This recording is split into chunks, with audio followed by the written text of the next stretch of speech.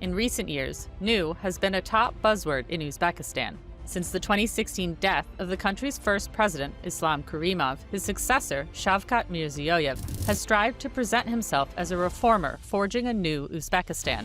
But in many ways, the new Uzbekistan looks a lot like the old one. In some areas, Mirziyoyev's regime has made marked progress, solving border issues and opening up the economy. But in other areas, like domestic politics, the new Uzbekistan remains very much the same as the old one. It's still impossible for genuine opposition to compete in elections, and criticizing the government can still land you in jail. Understanding Uzbekistan, the region's largest country by population, is key to the future of Central Asia. So what's actually changed in new Uzbekistan, and what hasn't? You're watching The Diplomat Asia. In this episode, you'll learn about Uzbekistan's two eras, Mirziyoyev's attempts at reform, and how Uzbekistan fits into a dynamic and geopolitically important region.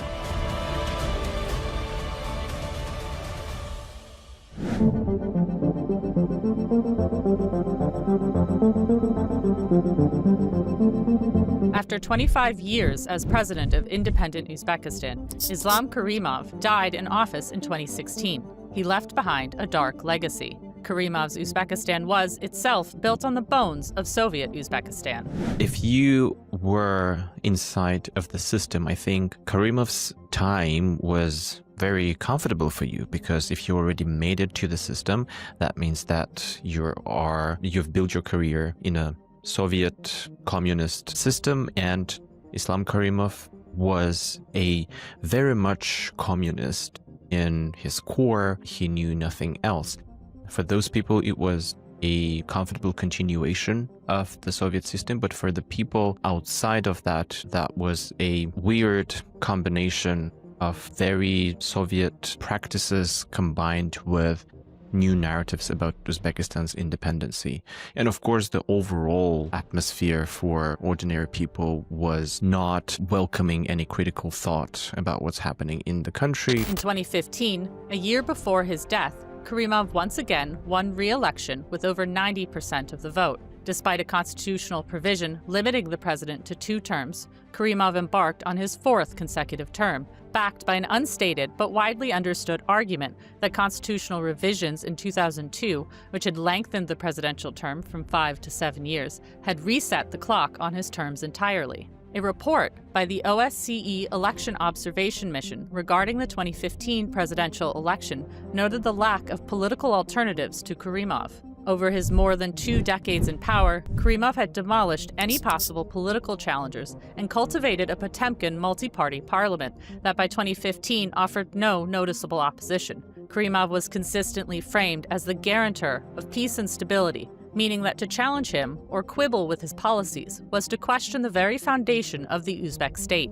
Well, the political atmosphere in Karimov's Uzbekistan was obviously very controlled, very tightly controlled. We couldn't talk about any political opposition whatsoever, but even, a difference of opinions within the political establishment was not really heard of. So we had such curious situations as, for example, when Islam Karimov was competing to become a president again, he was competing against another politician who actually said that, he's going to vote for Islam Karimov. So this is how tightly controlled the political space was back in the day. Although Karimov stated his intention to transition Uzbekistan toward a market economy, progress stalled under the heavy hand of state control in key industries like cotton. Although Uzbekistan applied for World Trade Organization membership in 1994, its bid was suspended in 2005. That year, a violent crackdown on protests in Andijan blackened Uzbekistan's reputation globally,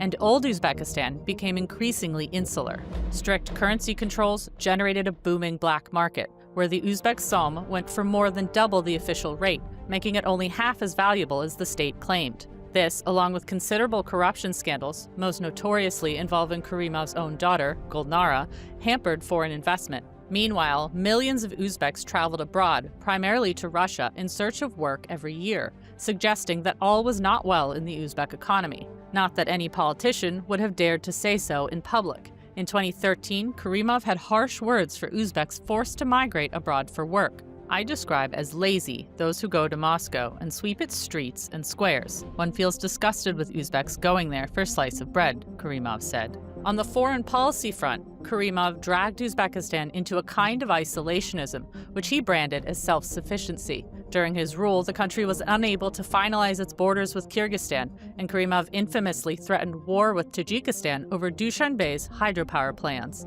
Efforts at regional cooperation often stalled on the back of Karimov's obstinacy. And then, in 2016, Karimov died, setting up independent Uzbekistan's first transfer of power.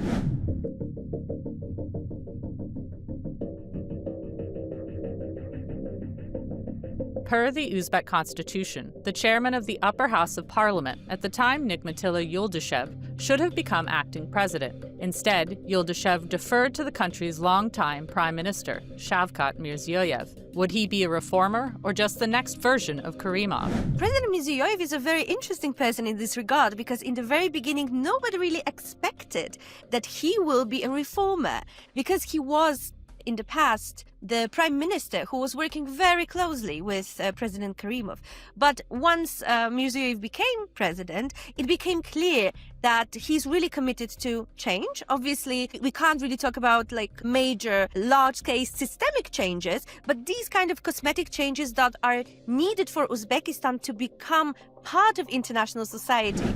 At the very beginning, the expectations were very low. Many, I would say majority, thought that it will be the one-on-one continuation of Islam Karimov's domestic politics. And that is why everything that happened in the very early stages of Shavkat Mirziyoyev's in power, surprised everybody and became a moment of this, spring in Uzbekistan's political history. After his first formal election in December 2016, Mirziyoyev proclaimed that Karimov had bequeathed to Uzbekistan a noble goal: to build a consistently and dynamically developing, free and prosperous democratic state. Using this term democracy, Uzbek politicians actually acknowledged that, well, President Mirziyoyev, or before President Karimov, were actually chosen by the people. They are the ones who are given legitimacy. They have the support of the people. I mean, this is one of the reasons why elections still take place in countries that are completely undemocratic, right?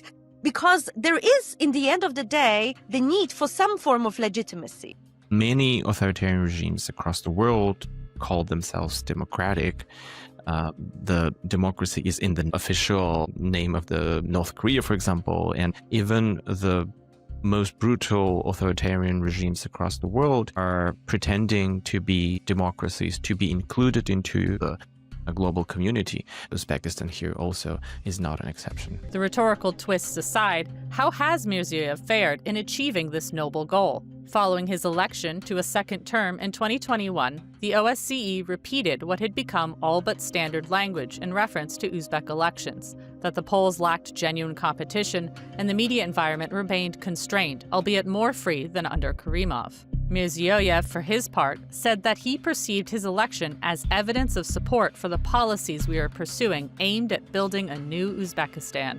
2 years later, a constitutional referendum in March 2023 returned the presidential term to 7 years with a 2-term limit. As with Karimov before him, the clock on Mirziyoyev's terms was reset. And so, very much in old Uzbek style, in July 2023, Mirziyoyev won election for a third time against a field of virtual nobodies. Observers noted that none of the other candidates publicly criticized the president or presented alternative political views. In his third inaugural address, Mirziyoyev proclaimed, "A new era requires new ideas and initiatives, new results." In terms of political reforms, Uzbekistan hasn't really improved, but everything that has to do with the economy, everything that has to do with attraction of investment and attention of potential investors to the Uzbek economy, in this regard, the change has been tremendous. Despite a dearth of progress in the political realm, there have been major concrete changes to Uzbekistan's foreign policy and economy that do set the Mirziyoyev era apart. Thanks for watching this far. If you want us to keep digging into Asia's big geopolitical stories, hit like and subscribe. It tells us to make more videos.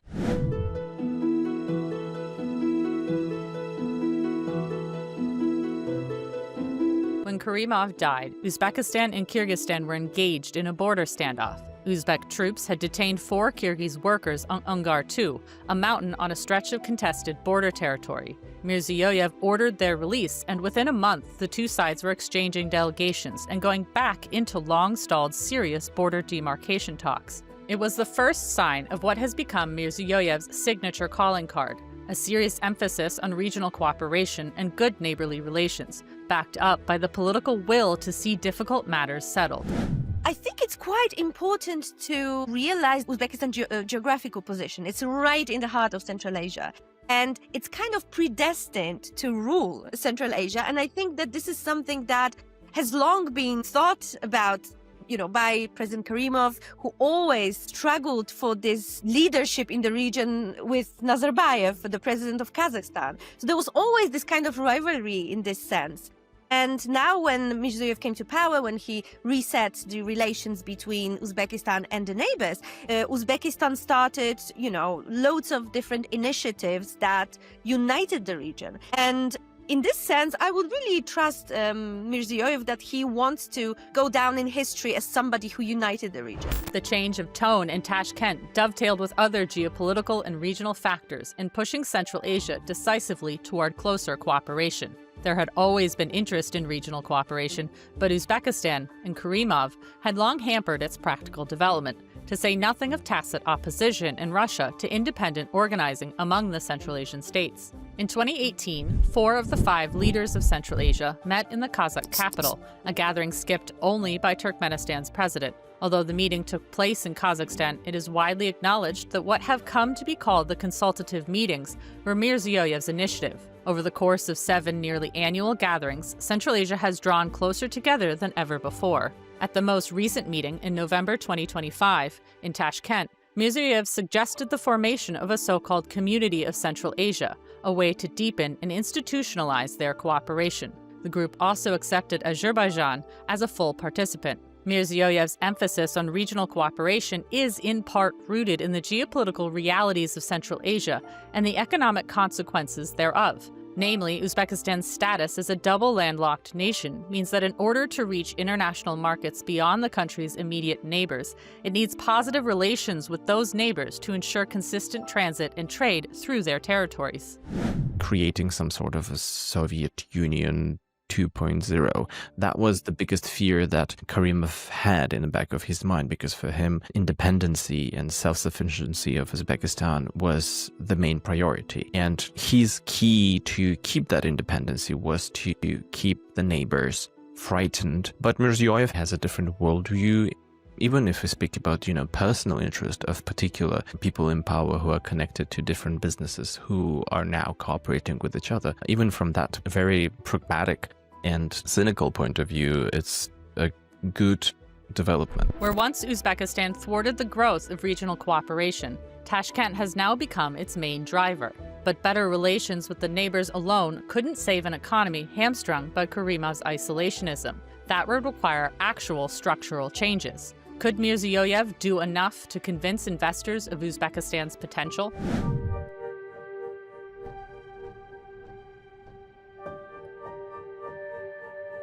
On the economic front, Mirziyoyev took decisive steps off Karimov's path. In 2017, Uzbekistan lifted its currency controls, allowing the Uzbek som to float freely, albeit with a cap to limit daily moves to 5%, and continued restrictions on how much foreign currency average Uzbeks could buy. In 2019, those 2 final controls were also dropped. In 2020, Uzbekistan revived its bid to join the WTO. Although negotiations are still ongoing, Tashkent is hoping to achieve accession as soon as 2026. It's easier to do business in Uzbekistan today. It's easier to just have financial life as in any other modern country across the world. People are able to send money back and forth to other economies across the world. They are able to travel and have dollars being exchanged legally inside their country. So everything that has to do with economic system, with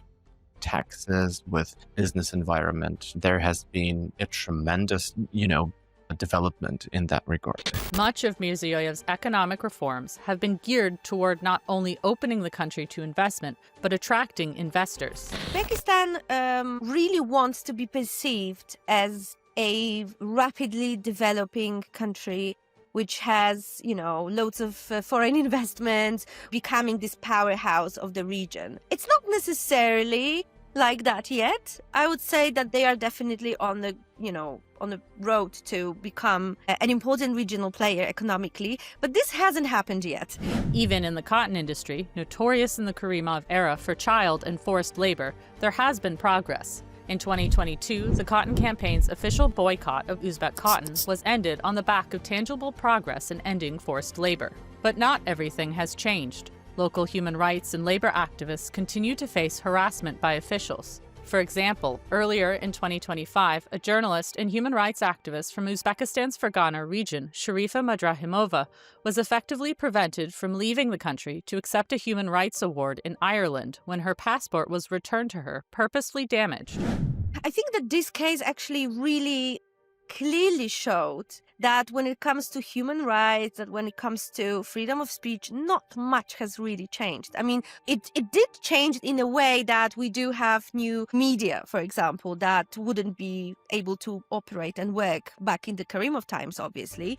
But when it comes to the type of pressures and the type of intimidation that local civil society agents or people or like journalists are facing, this has remained the same. In the media sphere, there has been tremendous change, with an increasing number of outlets and independent bloggers covering developments in the country and in the region. But red lines remain. Journalists and citizens who cross those lines, which include negative reporting on the president's family, corruption, and some shades of religious commentary, may find themselves facing charges and jail time. There are clearly a lot of red lines that the journalists, media, and anybody who has a platform inside Uzbekistan have to follow. It's clearly anything that has to do with the criticism of the president. It's illegal, actually, in Uzbekistan to criticize the president. There have been a number of cases of people ending up in jail for posting some criticism on their social media. Other than that, I would say that the criticism or investigations into different potential conflicts of interest of high-ranking officials or investigations into particular businesses, even on the regional level, can bring some trouble. If you're enjoying our content, visit thediplomat.com for comprehensive coverage of Asia-Pacific geopolitics. Use the link in the description for 10% off your first year's subscription.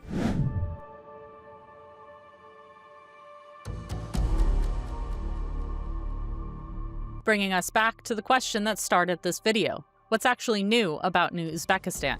Uzbekistan was not reborn in 2016. The country as it exists now is built on the legacies of Old Uzbekistan and by figures like Mirziyoyev, who rose to prominence within the old system. The spectacle of New Uzbekistan exists beside the ongoing repressive features that defined Old Uzbekistan. Very often what we see in Uzbek politics is a theater, okay? It's a spectacle. When we see those skyscrapers and those shiny buildings and, presidents traveling the world, touring different capitals, we can't really forget about that this is a spectacle that is aimed at making us believe that this huge change is happening. We shouldn't close our eyes to the other part of the picture, which is continuous political repression, lack of civil society, basically, and the fact that media is still being tightly controlled, that there is no political opposition. So these are things that continue. And until we see them, we can't really say that the new Uzbekistan is something radically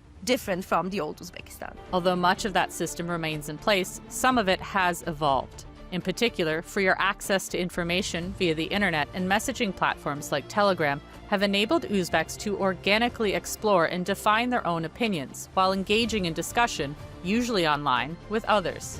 What New Uzbekistan really did that was really good is that people started having free access to the internet. And it created some sort of discussion within the public spaces, within the internet mainly, And thanks to that, what we see is the appearance of different groups of people who have different views. And right now we can observe people who, because of the, free access to information, became much more religious than, during the Karimov times. But also, we can observe a group that has become much more liberal. So we do have feminist initiatives developing. We have, kind of liberal groups or like freedom of speech groups or journalism developing in Uzbekistan, even if it's not very visible, even if it's not yet very daring, maybe. Those people exist. And as time moves forward, those raised in this new Uzbekistan may eventually realize the totality of the vision and flesh out its core values. I consider myself to be the part of that, youth of Uzbekistan. I do have hope in younger generation. We haven't gone through the very traumatic, I would say, indoctrinatorial system of the Soviet Union. And, the main trauma of the Soviet education system was that it would persuade you that values do not exist, because the teacher that would be telling you about the importance of Lenin, Stalin, and communism would not believe in anything that he or she is saying. New generation is very much different, educated. They have values, and they, in my opinion, are capable of building a better, more transparent future. Thanks for watching The Diplomat Asia. Now you know all about what's new and what's not about Mirziyoyev's era in Uzbekistan. To learn more about Central Asia's foreign policy revamp, check out our explainer on the C5+1. And leave a comment below if there's a topic you'd like to see covered in a future video.